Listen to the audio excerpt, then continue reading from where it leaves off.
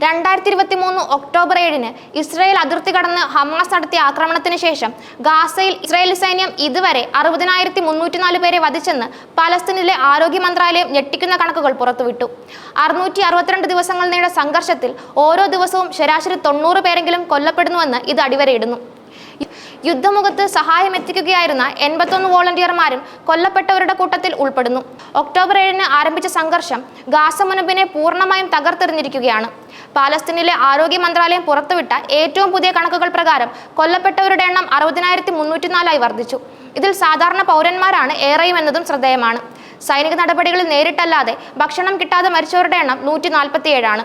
ഇതിൽ 88 പേരും കുഞ്ഞുങ്ങളാണെന്നത് ഗാസയിലെ മാനുഷിക പ്രതിസന്ധിയുടെ ആഴം വ്യക്തമാക്കുന്നു. കാരണം ഗാസയിലെ ആശുപത്രികൾ തകർന്നു, അടിസ്ഥാന സൗകര്യങ്ങൾ പൂർണ്ണമായി നശിച്ചു, ജനങ്ങൾ ദുരിതക്കയത്തിലാണ്. ഓരോ ദിവസവും 90ഓളം പേരെങ്കിലും കൊല്ലപ്പെടുന്നുവെന്നത് ഈ സംഘർഷത്തിന്റെ ഭീകരത വിളിച്ചോതുന്നു. ഈ കണക്കുകൾ കേവലം അക്കങ്ങൾക്കപ്പുറം ആയിരക്കണക്കിന് കുടുംബങ്ങളുടെ കണ്ണീരും നഷ്ടങ്ങളും പേറുന്നുണ്ട്. വെടിവയ്പും ബോംബാക്രമണങ്ങളും മാത്രമല്ല, പട്ടിണിയും പോഷകാഹാരക്കുറവും ഗാസയിലെ ജനതയ്ക്ക് ഭീഷണിയായി മാറിയിരിക്കുന്നു. നിലവിൽ ഗാസയിലുള്ള 1/3 പേർക്കും ദിവസം ഒരു നേരം പോലും ഭക്ഷണം ലഭിക്കുന്നില്ലെന്ന് റിപ്പോർട്ടുകൾ പറയുന്നു. ഇതൊരു വൻ ദുരന്തത്തിലേക്കാണ് വിരൽ ചൂണ്ടുന്നത്. പല രാജ്യങ്ങളും സഹായം എത്തിക്കാൻ ശ്രമിക്കുന്നുണ്ടെങ്കിലും ഇസ്രായേലിന്റെ നിയന്ത്രണങ്ങളും സംഘർഷങ്ങളും കാരണം അത് പൂർണ്ണമായി ജനങ്ങളിലേക്ക് എത്തുന്നില്ല. ഏപ്രിൽ മാസത്തിന് ശേഷം പോഷകാഹാരക്കുറവ് മൂലം 20,000-ഓളം കുട്ടികളെയാണ് ആശുപത്രിയിൽ പ്രവേശിപ്പിച്ചത്. ഇതിൽ 3,000 പേരുടെ നില ഗുരുതരമാണെന്നത് ആശങ്കാജനകമാണ്. കുട്ടികളുടെ ആരോഗ്യത്തെയും ഭാവിയെയും ഈ യുദ്ധം ഗുരുതരമായി ബാധിക്കുമെന്നതിന്റെ സൂചനയാണിത്. ശുദ്ധജലത്തിന്റെയും മരുന്നുകളുടെയും ലഭ്യതക്കുറവും സ്ഥിതി കൂടുതൽ വഷളാക്കുന്നു.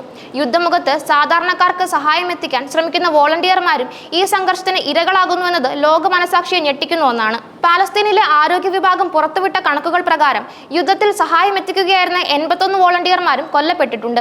ഇത് മാനുഷിക സഹായം എത്തിക്കുന്നതിനുള്ള അന്താരാഷ്ട്ര നിയമങ്ങളെയും ധാർമ്മികതയെയും ചോദ്യം ചെയ്യുന്നതാണ്. സഹായ പ്രവർത്തനങ്ങൾ നടത്തുന്നവർക്ക് പോലും സുരക്ഷയില്ലാത്ത അവസ്ഥ ഗാസയിലെ സാഹചര്യത്തിന്റെ ഭീകരത വ്യക്തമാക്കുന്നു.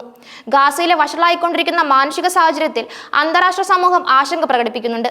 ഐക്യരാഷ്ട്ര സംഘടന, ലോകാരോഗ്യ സംഘടന, വിവിധ മനുഷ്യാവകാശ സംഘടനകൾ എന്നിവയെല്ലാം ഉടനടി വെടിനിർത്തലിനും മാനുഷിക സഹായം തടസ്സങ്ങളില്ലാതെ എത്തിക്കുന്നതിനും ആവശ്യപ്പെടുന്നു. പലസ്തീൻ രാഷ്ട്രത്തെ അംഗീകരിക്കുന്നത് ഉൾപ്പെടെയുള്ള നയതന്ത്ര നീക്കങ്ങളിലൂടെ ഇസ്രായേലിന്മേൽ സമ്മർദ്ദം ചെലുത്താൻ ചില യൂറോപ്യൻ രാജ്യങ്ങൾ ശ്രമിക്കുന്നുണ്ട്.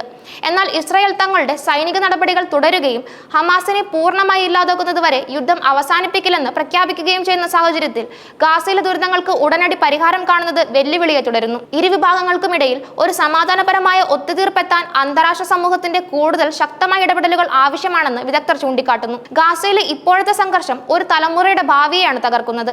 നിരന്തരം ബോംബുകൾ വർഷിക്കപ്പെടുന്ന ഒരു അന്തരീക്ഷത്തിൽ വളരുന്ന കുട്ടികൾക്ക് കടുത്ത മാനസികാഘാതം നേരിടേണ്ടി വരുന്നു.